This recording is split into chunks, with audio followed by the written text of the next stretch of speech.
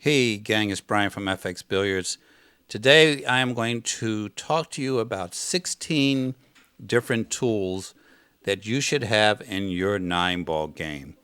I talk to guys all the time that get very excited because they ran their first rack or they've never run a rack of 9-ball in rotation. It is not an easy task for most intermediate players to run 9-ball racks. Usually what happens is somewhere along the way between the break and the 9-ball, something happens. Some shot comes up they just did not have in their game, some position play, some skill set that does not exist in their game comes up and the run breaks down. So today I'm going to talk to you about 16 different things that you should make sure you have in your game. Number one, a solid break. If you are not practicing your break in 9-ball, you are missing a lot. Not only is it too easy to run out in 9-ball, therefore you want to have control of the break as often as possible, but also the fact that the break is so predictable, it's worthwhile. A lot of guys are trying to control different balls in an 8-ball break, which is not very predictable at all unless your name is Shane, but you can predict and send different balls at different locations in the rack to different parts of the table, not just the cue ball, but the 1-ball, the wing ball. A lot of balls are very controllable in 9-ball just from the break. Another skill you need to have in your bag, and some of these obviously cross over into a lot of other games, is a mid-speed draw shot off the rail. And here, just a medium speed shot down table. All of these variations down table need to be in your 9-ball game. You get bailed out of these shots in 8-ball because you have so many balls to choose from. So a slow roll down table like that is something you got to have in your game. Some of you guys want to shoot a stop shot there.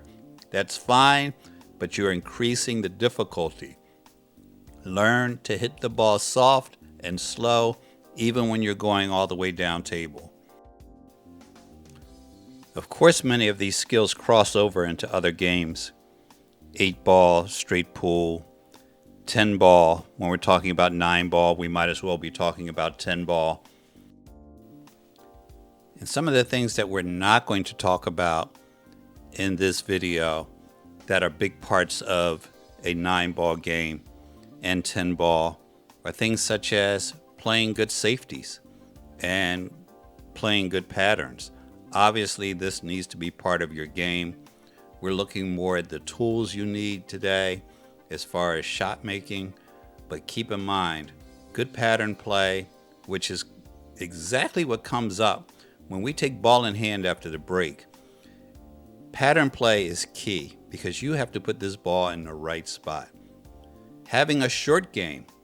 This is not as important, believe it or not, as a lot of the other skills that you're going to need in 9-ball because the balls are going to be spread out pretty well in 9-ball and you don't end up with a lot of short shots like this. But shots coming off the rail.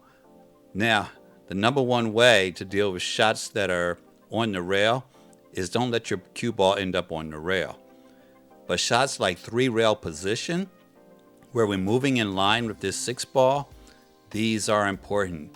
Players are afraid to go around the table, and that is going to kill you in 9-ball. There are some shots that just simply are not possible unless you are moving the cue ball around the table off of multiple rails. So get that in your game. We have a ton of videos on multiple rail position. We shoot them all the time. We talk about it all the time. You have got to have these 2 and 3 rail position shots in your game. Now here we have a little bit of a back cut to cross over to get on this 9-ball. Making good decisions about which way you're going to go on some of these shots is obviously extremely important, and a lot of players just simply make the wrong decision. Now here's a break that I don't even consider a success. Even though we made a ball or two, the idea that the 1 ball did not go towards the side pocket, The 7 ball did not go towards the corner pocket.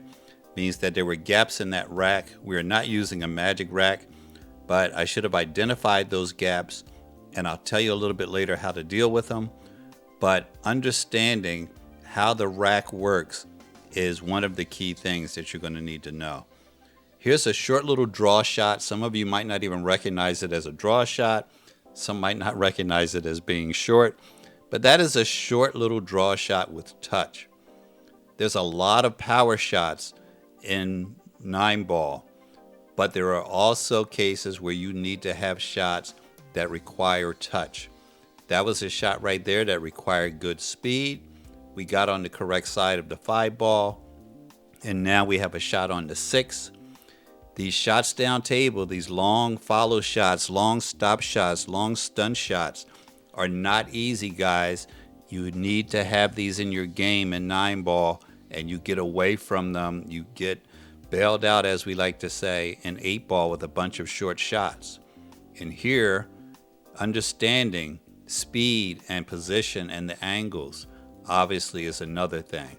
Shots on the rail with good speed, with touch. All of these touch shots for position are very important because you don't have other options on the table. You have very specific shots that you need to get position on. Breaking from both sides. So many players have a dynamic break, but they can only break from one side of the table. The reason it's important to be able to break from both sides, as you can see we made the 9 ball there, is because if your break is not working out for you, it may depend on the table. It may depend on the weather. It could be depending on a lot of different things. But if your break is not working for you, or you find gaps in the rack that you can exploit, you need to be able to break from the other side of the table. The other side being the side that you don't usually break from. So practice breaking on both sides of the table. Not only will it be good for the cloth on your table to mix it up a little bit, but it'll be good for your game as well. Now, obviously, draw shots for position are going to be key. Any touch shot that you're going to need to play position on. But here's a shot where we have to go from one end of the table to the other. And having this long 7-foot draw shot is definitely an asset to the 9 ball game that we might not have to worry about as often in 8 ball.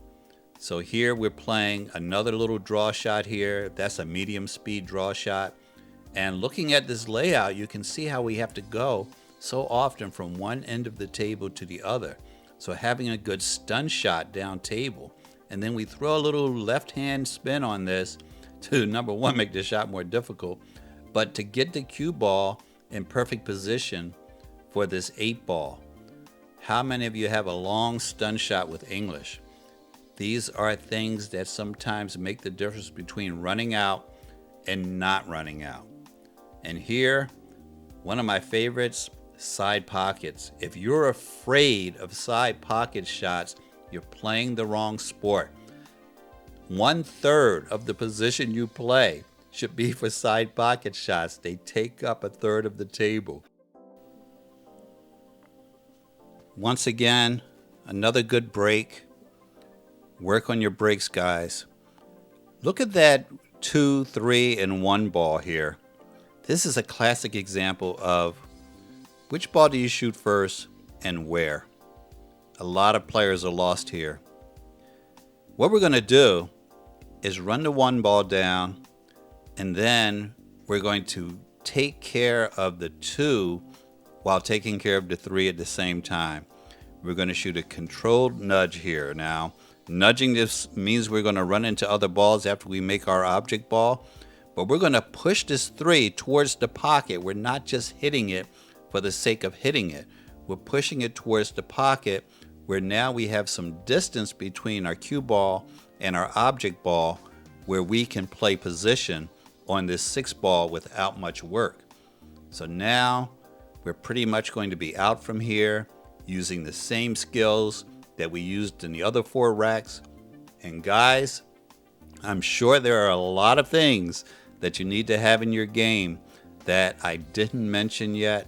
And I want you guys to hit me in the comments and let me know what some of the things are that you thought of that I didn't mention out of these 16 that are going to be key. Obviously, bank shots, playing good safeties, things of that nature, jump shots are all important for a 9-ball run. But the ones that we covered today are the ones that come up most common and the ones that cause a lot of players to break down when they're trying to run 9-ball racks. Hit us in the comments, give us a thumbs up. Don't forget to subscribe. Visit nwqpool.com for information on our online courses and some free downloads. And I look forward to talking to you guys again soon. Have a great day, and thanks again for watching.